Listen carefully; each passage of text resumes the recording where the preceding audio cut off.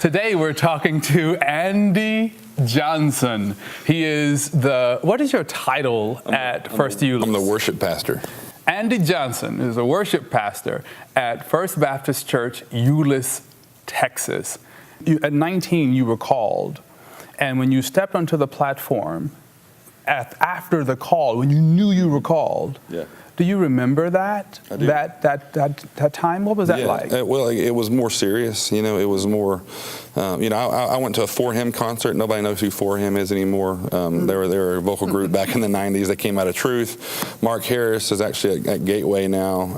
Andy Crispin's at Church on the Move in Oklahoma, and those guys are leading worship. It's great. But Mark Harris kind of gave an invitation about giving God your whole entire heart. And when he said that, I kind of broke out in this cold sweat and this kind of trembling kind of thing, thinking that, I was doing music at a church at that point because a guy had asked me to come do music at a church. He just asked me to come do it, and I said, sure, I can do that. And so I went and did it. But it was when I went to that concert, and he said, God wants your entire heart. What are you holding on to? And I was holding on to my music. I had a plan for that. I was going to be a trumpet player, and things were progressing. Things were moving that way, and it was good. And I could see, being in Los Angeles. I could see being in Vegas or whatever, playing and having a career. And it was, okay, God, I can still do this church thing, but I have the music thing. And he said, I could just clearly, and he wouldn't speak to me audibly or anything like that, but it was just a sense of, no, he wants your entire heart. So I went forward and went to a counselor, and just like this, I said, man, I don't know what this means, and I just spewed out, I don't know, God, I have this music thing, I don't know about it, but I think I'm supposed to give it to God, but I don't even know what that means. And it was, 15 minutes of that. And this guy, he's West Texas guy, said, buddy, I don't know, but it sounds like you might be being called to the ministry. And I was like, well, what does that mean? What does that mean? Does that mean I have to go to Russia and be a missionary? Well, no, I just think you need to kind of take it one day at a time. So it became, for me, it was, okay, I'm going to be a musician for God. What does that mean? So I am in this place now, I'm in this church. So what do I need to do differently? So now this is what I'm going to do for the rest of my life. So, it changes the game a little bit when you realize that I'm responsible now for worship in this church. Yeah, that's good. And ushering in, helping usher in the Holy Spirit to change lives, and it's a more serious thing. And I love the way you said that it became very serious, a very serious deal to you. There are a lot of guys who are on the platform who are doing it as a profession. Sure. And as a job because they're musicians and they like church music, but the call isn't there. Yeah. And I think that's the greatest degree with which they stand on the platform. They know that God is there to change lives through a called life on the platform. You're open to that, and you are targeting that. You are listening for the Holy Spirit on that. Whereas guys who are doing it just for profession, not so really serious about that, or it's back there in the back of their minds, but not a part of their called soul. No, man. I mean, that's what keeps you up at night. When you think about the weight of responsibility you have as a worship leader, even as a pastor, and then probably only second to them sharing what God has laid on their heart for the words for a congregation is, how do I get somebody from screaming kids in the car or having a fight on the way to church, and they park the car and they try to get in, they take the kids to their kids connection classes, and they come in and they sit down and they just. And then I say, stand and let's worship together. I've got 30 minutes, or probably really 20 minutes to get them from that, to having some sort of encounter with Jesus that morning. So how do you communicate to your team? Not very well. Not very well. I mean, we have the choice every Sunday to choose life or to choose death, even if it's based on circumstances. How do you put aside all of the distractions and the circumstances of life, and let's say you're having a really bad morning on Sunday morning? Sure. You have a choice. What do you do? Well, that happens. There are always things that happen with sound, with screens or whatever, and some of that stuff just throws me into a tailspin, and it's just, you just get mad, and you don't know why you're mad. You're just like, why is this not working? Again, the monitors are not working right. Why are they not working right? His name is the devil. It's the same, all that kind of stuff. So,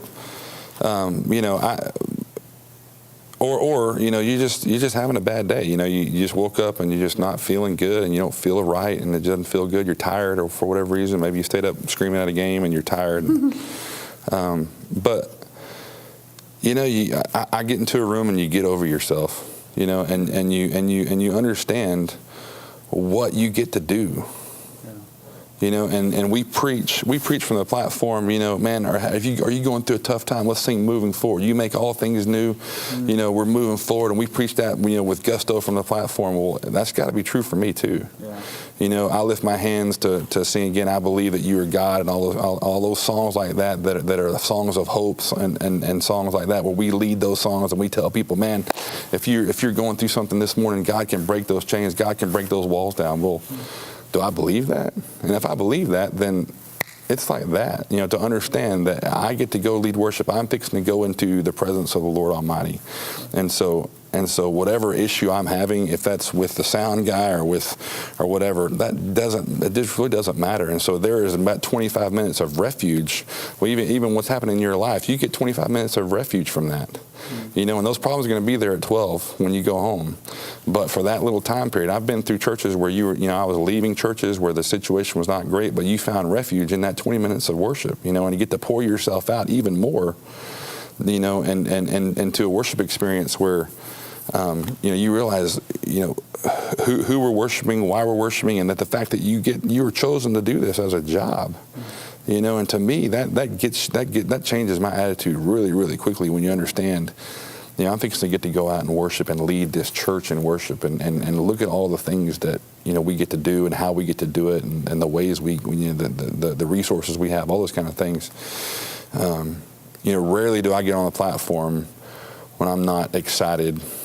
You know, I you know, in my personal time before I get alone, you know, the pastor and I have a meeting right before we go out for that first service, and then it's just he and I for a few minutes, and you can collect yourself.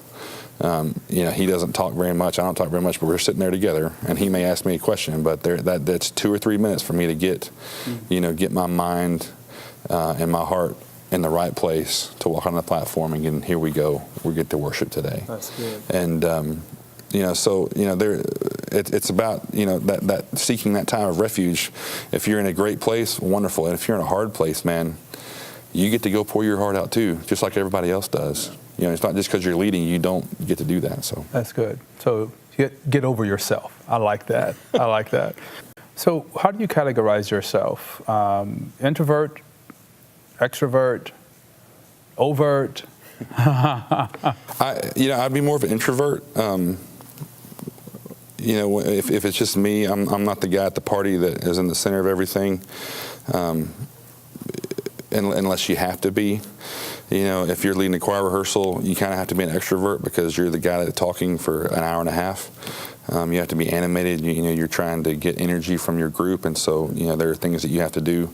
But my choice would be, you know, I recharge myself by being alone. You know, and so, you know, I like to be. My wife and I will go on a vacation here before the fall starts, and it'll just be her and I, and, you know, it's just, you know, watching a movie or reading a book or just sitting, you know, and being alone. You know, I'm not a big party guy, but you know, you can't really be unto yourself and just kind of be in your own world when you're on a platform in front of people. So what's your philosophy or do you have a personal philosophy of platform management? How aware are you? Yeah, so as far as platform management is concerned, I want to know more about the worship service than anybody on the platform. Anybody in the room, I know more about it and so from a music standpoint, I know the keys of songs, I know the tempos of songs, I know the transitions of songs. I can almost tell you within a measure or two, like where the choir comes in, or, you know, where this second chorus is, or where the coda is. All those things to manage your rehearsal well. So I know that, hey, we're going to start on the coda to rehearse this song. It's measure 53. Or, you know, I know that, you know, we're going to do an intro on this song and it's going to be 8 bars, or you know, whatever's happening. I want to make sure that I'm prepared enough to know every single aspect, who's coming up to sing a solo, where that solo is, you know. If there's any kind of chance for a failure, you know, I know about it before before I get on the platform. Okay. And so, that's where working with people on my staff to make sure that I know everything that's happening from if somebody's coming on to do a testimony or anything like that, managing the platform so that at any given time, if something goes wrong, I know immediately what went before it or what goes after it or how we can fix it pretty quickly. So, but it's just all about preparation. That's the preparation side of what do we do during the week? Well, a lot of it leads up to Sunday, but there's a whole lot of preparation time to where I don't use music in the front. I don't have a folder with lyrics or anything. I use lyrics on the prompt screens, but I direct the choir from memory. I ask my choir to sing from memory. I direct from memory. And I don't use words for that. I have. But you prepare enough to where when the choir comes in, where the cutoffs are. I mean, every aspect of that, as much as you can to be over prepared, so that if somebody asks you a question, on some particular song, are we in or out? I know immediately you're supposed to be in there because X, Y, Z or whatever. So I know, and so if the singers are moving. When they're moving into place, I'm the worst in the world about placing singers. I have a person that helps me do that, because I just don't care. I just don't, just get up. Let's just get up there and sing. Let's just get up and sing. Choir's up here, singers out front. Let's just go. So you have someone else to organize them, to stage them. Let's be, the spacing, all that kind of stuff. That stuff just it doesn't matter to me. It just doesn't matter. And that's probably different from a lot of guys, but it just doesn't. So. Yeah, it is very different. It is a little different. That's good. So how do you? One last subject before we close, and I'll ask you to wrap us up by sharing with whatever's on your heart with the students that maybe we didn't discuss here today. How you want to wrap it up? On every, you call them mic singers, you call them? Mm-hmm. For your mic singers, or even in the choir, instrumentalists, how do you deal with interesting personalities who are diva wannabes or diva personifications? Mm-hmm. How do you deal with personalities like that? For mic singers, if you have a diva personality, you won't be on a mic singer in my ministry. Mm-hmm. That's the interview process to where you can tell pretty quick somebody that joins the choir or joins the worship ministry and wants to be a soloist. Yeah. And if that's your aim, we're gonna have a conversation about that before you get on the platform. And so we don't ever have any kind of that should have been my solo, on the platform. None of that. Yeah. We deal with that all beforehand. So how do you deal with that beforehand? Do they audition for you? Yeah, for the choir, there's no audition in the choir. Anybody in the world can sing in the choir. I tell people I don't care if you can sing or not, because it's not necessarily about singing. Yeah. It's about worship leading, and those are they overlap, but they're not exactly the same thing. Sure. So I got some people in the choir that really can't sing, and then the mic singers are more of a reward for faithfulness than it is about talent. Yeah. Are they members of the choir? Yes, absolutely. Okay. Absolutely, and that's a non-negotiable. You have to be part of the choir to be part of the microphone singers. Okay. And again, that's a reward for, your most faithful people that are in that ministry, the people that sing on a microphone. And you look at the people who are in and out and they live and breathe worship ministry. Mm-hmm. There are people that teach connection classes, Sunday school classes, or whatever, and they come to choir when they can, and that's okay. Mm-hmm. But you're not going to be out front. You're out front people, the people that are your dyed-in-the-wool, hardcore worship people. And so with that, I've got a couple of people that aren't my best singers that are on a microphone because they really, really wanted to be, and it's their whole aim in life. Well, we have 9, and we have the means to be able to turn that person down, but they're a great worship leader. They're a great worship leader, and they're faithful, and they love it, and so we deal with it. Yeah. We deal with it. But, so in that interview process, on mic singers, I want to be the most important thing that I have a mic singer is this. At any given time in a worship service, if somebody comes down forward for prayer, and we have a big prayer time in the middle of our service called Jericho Prayer every single Sunday, and there are people coming down. There are hundreds of people in that service that come down for prayer in the middle of our worship service. Mm-hmm. And so at that point, we have all the singers out front in a line. Mm-hmm. And there are people that are dealing with struggles or many really deep, hard things in life. You know, and you see a lot of tears, a lot of emotion. And so the number one thing I ask my platform singers is at any given time, I need to be able to turn to you and say, go talk to that person. And that I have full confidence that what you're going to say to them is going to be biblical. And if they need to be led to Christ, you can do that. You're able to do that, to take somebody to a salvation experience. And that you can counsel them and not tell them something that's crazy. You know, and so in that interview process, it's tell me about your relationship with Christ. You know, how you got saved. What are you doing now in your relationship with Christ? You know, those kind of things. Where are you at? So I know that I don't have to think about it. I don't think I have to think, well, she's probably not the best person to go talk to him. Well, you know, they're all the best person. You know, so go talk to that person, because you know, we're doing ministry. You know, we're not just performing. You know, we're doing ministry, and there are times where, you know, the people on the platform, when you get a microphone in your hand, it becomes a different ball game. You know, you're a leader now, and for whatever reason, you know, good, bad, or not, you become a leader when you got a microphone. And people think of you differently. They see you in the foyer, they see you at the grocery store. Oh, you're the guy that sings on the stage there, especially at a church like First Euless. So, you know, so you train them on the pastoral side as well, then, to share their testimony. How do is there a class to get them ready to step down there onto the altar and pray with someone, or to speak with someone on a counselor kind of level, or is it just? Not necessarily. You know, we have an evangelism program in our church called CWT that I want to make sure that everybody on the platform is CWT trained. It's just like faith evangelism or any kind of other evangelism. EE, same kind of deal as that.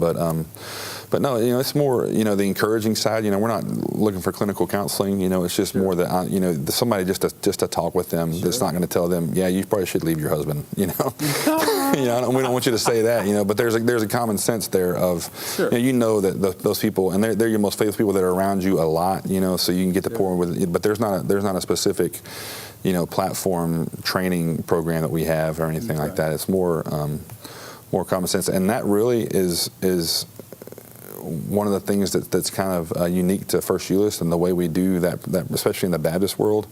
I don't know of a lot of churches that have, it's basically an altar call in the middle of the service. And there are a lot of churches that do that, but not a lot of Baptist churches that do that. It's called our Jericho prayer time, where, you know, 2 years ago, my pastor went through a sermon series.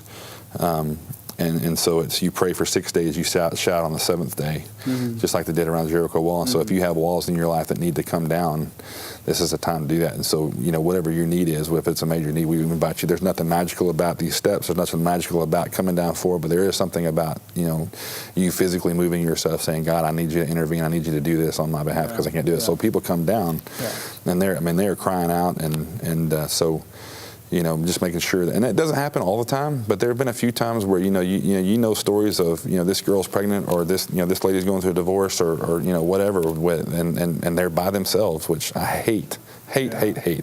People that are praying by themselves and having, you know, somebody come pray with them. Just you don't have to say anything, just put a hand on them, you know. So I want to make sure that if there is somebody I see with that, I can turn to any of those people at any given time and say, hey, go down there and minister to that person.